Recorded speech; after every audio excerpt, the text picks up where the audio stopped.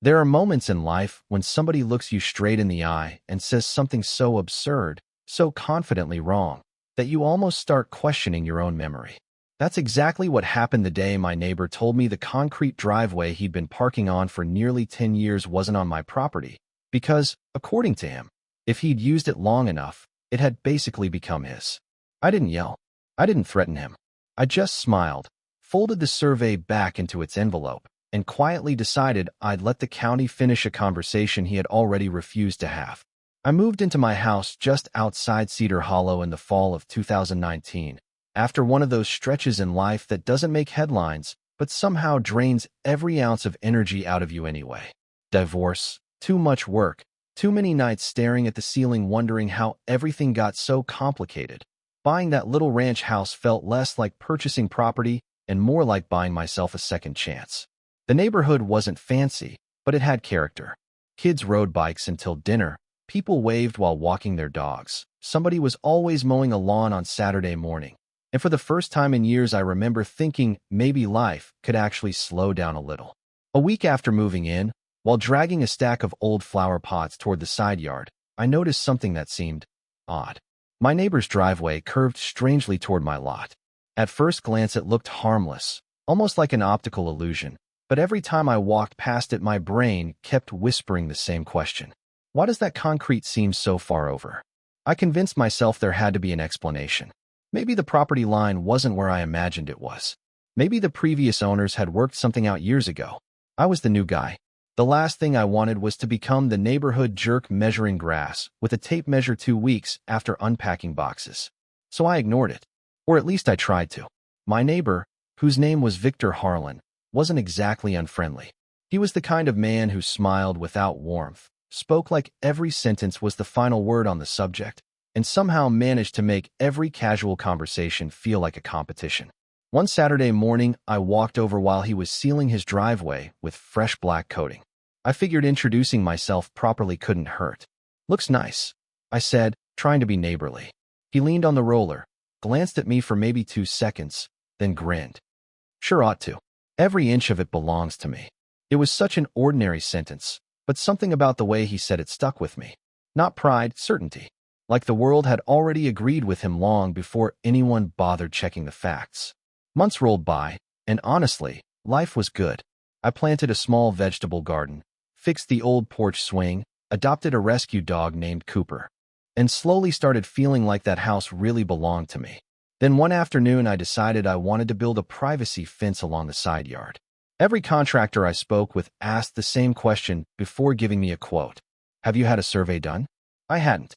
They all recommended getting one first. Looking back now, that simple piece of advice probably changed everything that happened afterward.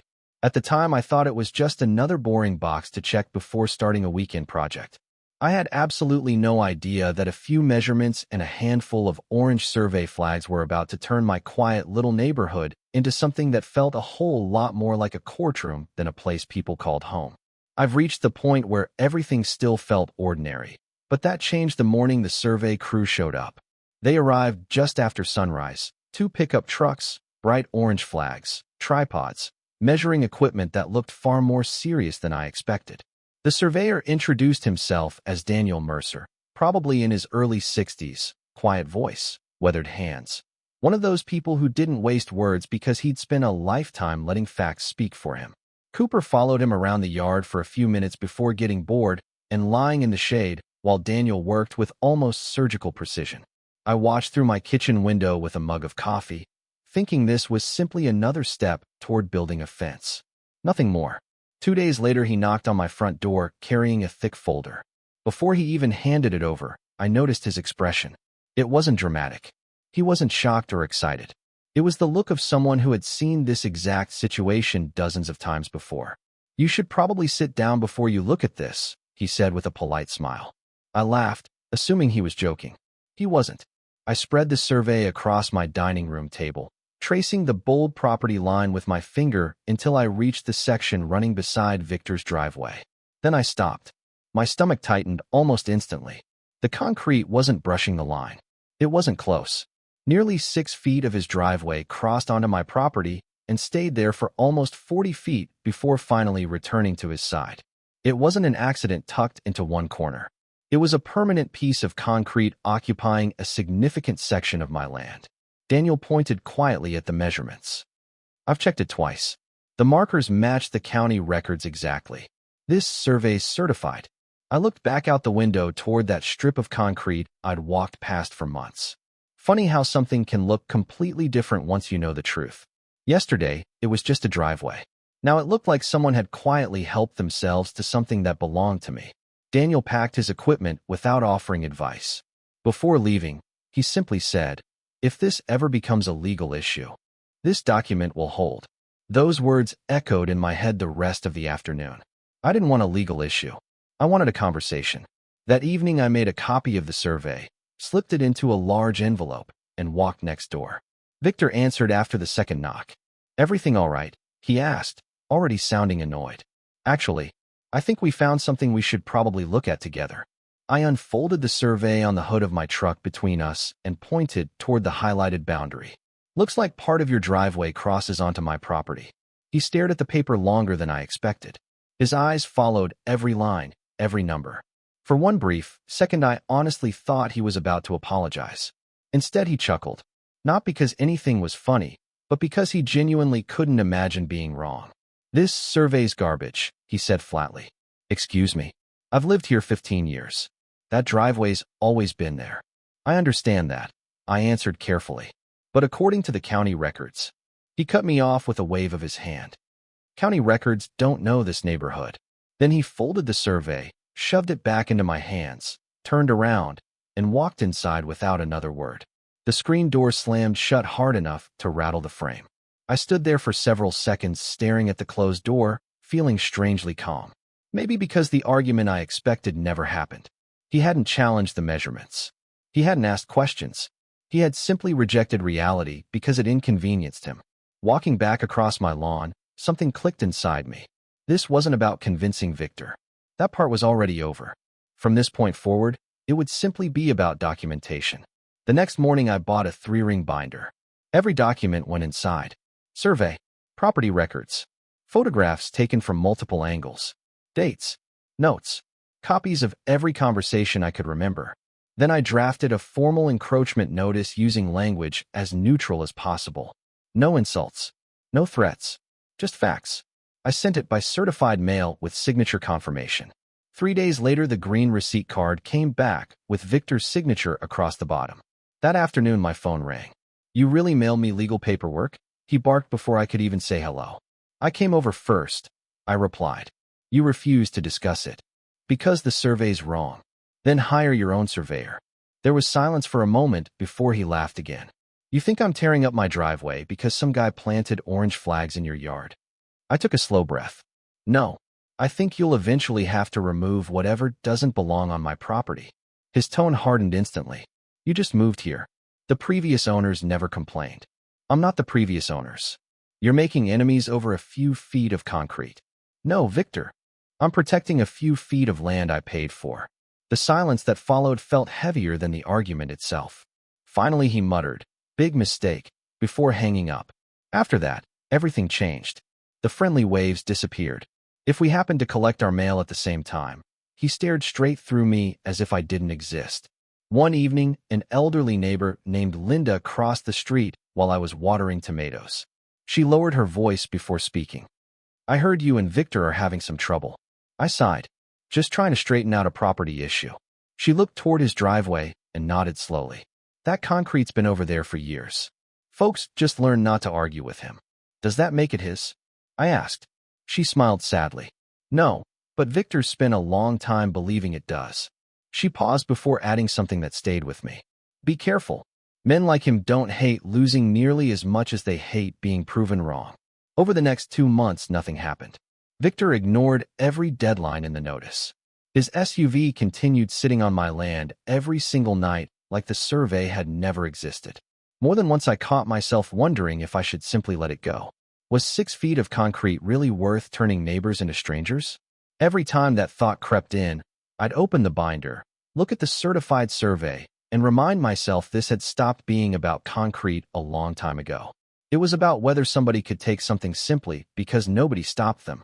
On the morning after the 60-day deadline expired, I picked up the phone, called the county code enforcement office, and quietly told the woman who answered, "I think it's time someone else looked at this." The moment I hung up, I realized there was no turning back. The county inspector arrived about 2 weeks later on a cool Tuesday morning.